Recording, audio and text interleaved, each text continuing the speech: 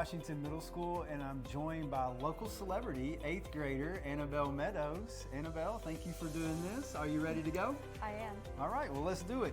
So you are playing Wonka in Willy Wonka and the Chocolate Factory here in Mount Washington. What's your favorite song or scene that you like to perform in the musical?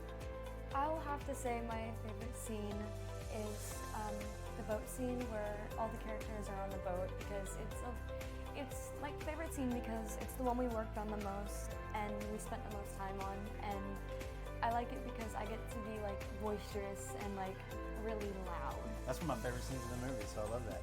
If you could play any character for one night, who would you choose? I would probably choose Charlie. Charlie? Okay, Yeah. All right. What's the best piece of advice that you've ever received about acting? I will have to say the best piece of advice I received about acting is you are not the director, so listen to the director and don't try to tell everybody what to do.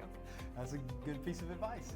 So I can imagine that there's a lot of responsibility that comes with rehearsing and making sure that you're ready to go for the performance. So how do you balance your responsibilities with the play and then also your school responsibilities? So I do my best to get all my schoolwork done like at school, and if I can't, then like I'll do it at home. But if I don't have any time to do it at home, usually after like rehearsals or practices, I'll usually come home, do my schoolwork, and then I'll head to bed. Last question, it's a fun one, okay? So if you could invent any candy from Wonka's factory, what would it be and what would it do? I think it would be, called like the Singer's Delight or something, and it'd like be a candy you could eat to make you sing better. I definitely need that candy, so I'll make sure I be the first one to try it out. So, Annabelle, thank you so much for joining us. I really appreciate you doing this.